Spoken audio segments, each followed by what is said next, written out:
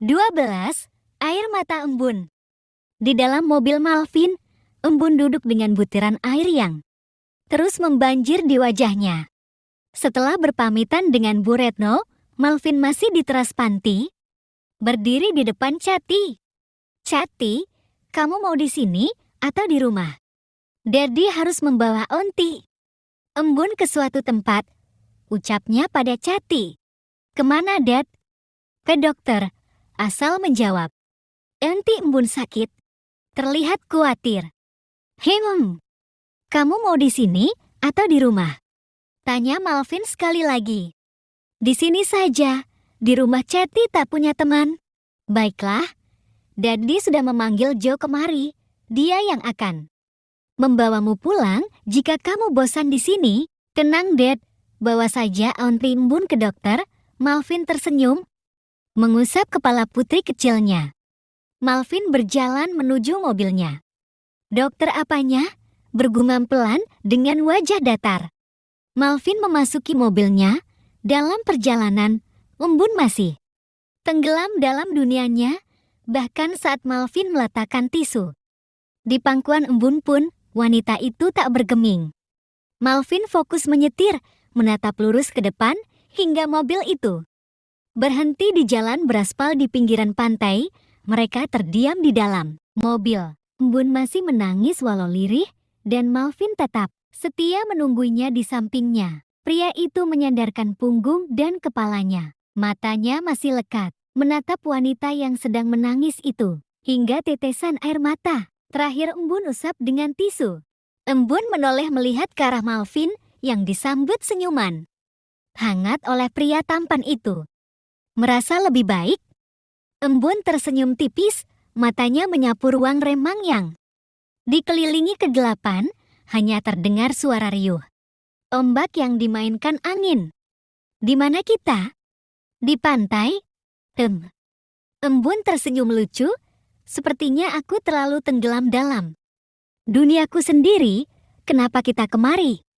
Mendengarkan musik alam, Malvin membuka pintu di sampingnya.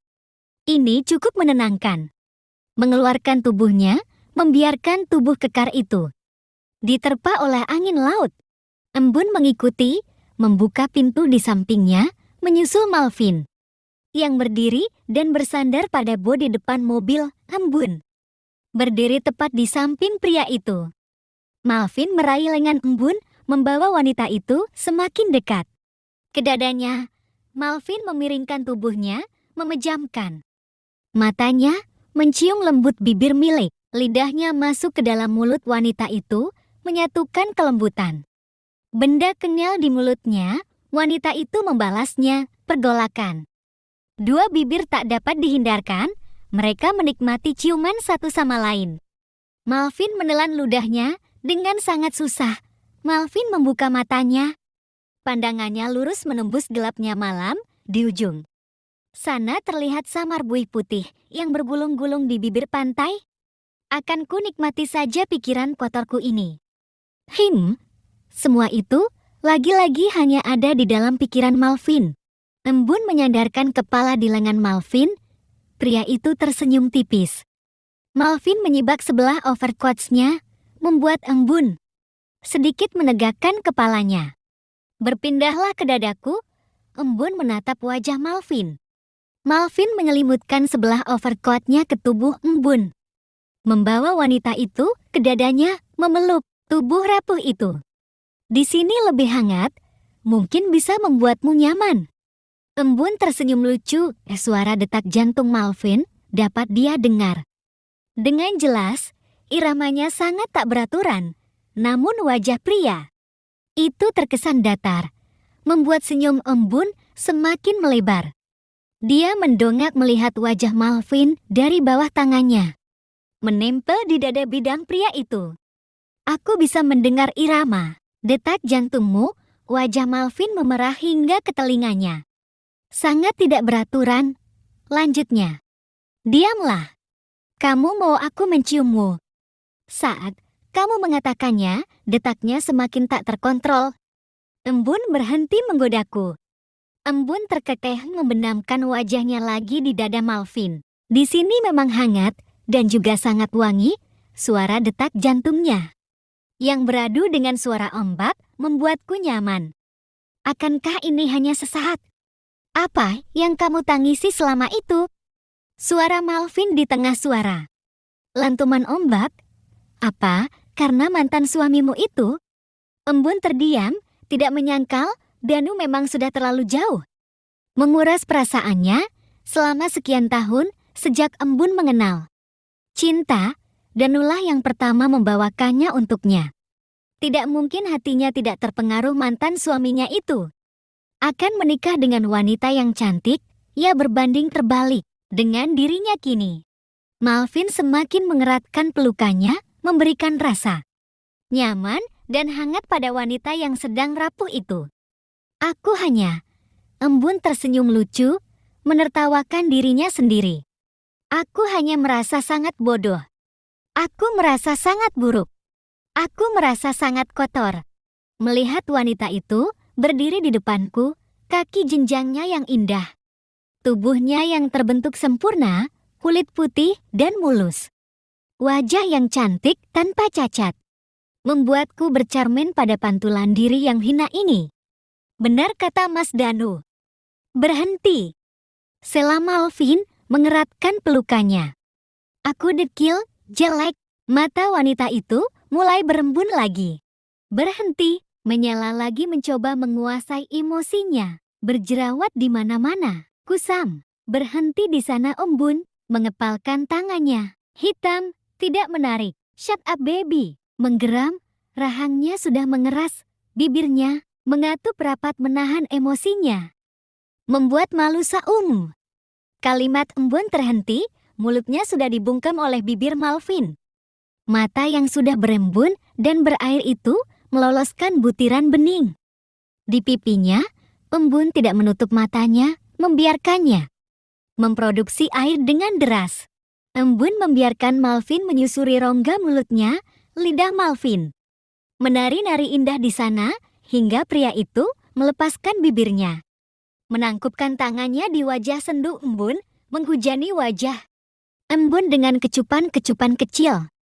Kecupan itu menjadi lama tertahan di setiap jerawat di wajah Embun dan di mata gadis yang masih aktif memproduksi bulir beningnya. Jangan menghinakan dirimu sendiri. Kamu bahkan memiliki hal yang lebih dari sekedar kesempurnaan fisik. Aku kenapa menciumku? Aku harus membungkam mulutmu berbicara hal yang tidak berguna.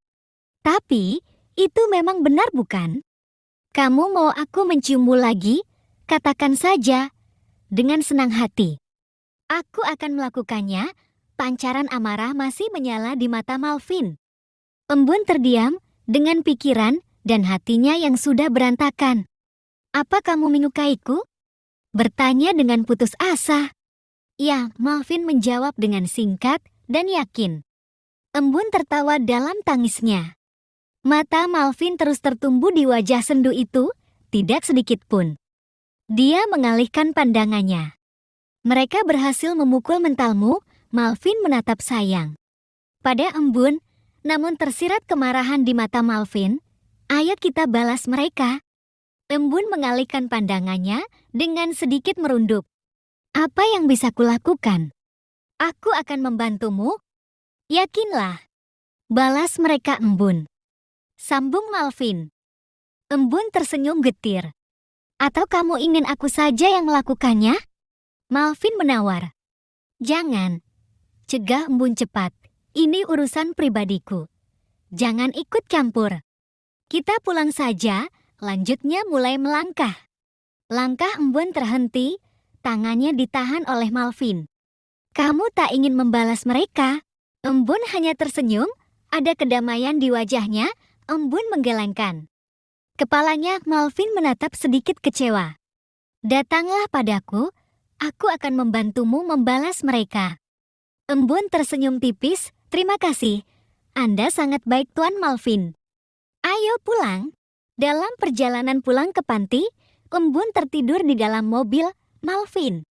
Masih fokus menyetir, sesekali dia menoleh ke arah Embun. Malvin tersenyum kecil, dia menepikan mobilnya, memandang lebih Lama wajah embun, menikmati wajah yang tenang itu. Memandangmu lama-lama membuatku tergoda. Malvin mencium bibir embun, menggulung lidahnya mengeksplor rongga mulutnya. Ciumannya berpindah ke dagu dan turun ke leher gadis yang terlelap itu. Menghirup aroma wangi tubuhnya dan kembali lagi mencium bibirnya. Wajah Malvin berjarak mengusap bibir embun yang basah dengan jempolnya. Bibir ini membuatku ketagihan sampai aku harus mencuri ciumanmu. Seperti ini, lirihnya, apa yang sudah kamu lakukan padaku embun?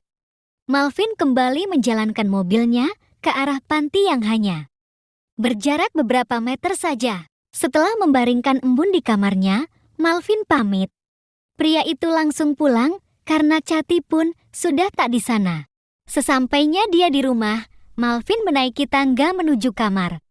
Anak gadisnya, Cathy, sudah terlelap di bawah selimut hangatnya. Malvin mengelus kepala Cathy. Melihat wajah tidur Cathy, Malvin tersenyum. Maafkan, Daddy. Malvin merasakan getaran pada saku celananya. Nya bergetar. Malvin berjalan menjauh sambil merogoh kantong celananya. Mengambil HP, lalu menempelkannya ke telinga. Diam sejenak, menunggu suara di seberang sana berbicara. Malvin melangkah keluar kamar Cathy, menutup pintu kamarnya tanpa suara. Aku belum menemukannya. Diam lagi. Baiklah. Sambungan terputus, Malvin menghela nafasnya, matanya melihat ke arah foto almarhum istrinya yang terpajang di dinding lantai. Dua rumah itu tak jauh dari kamar Cathy. Where's your twins? Would you tell me, Hannah?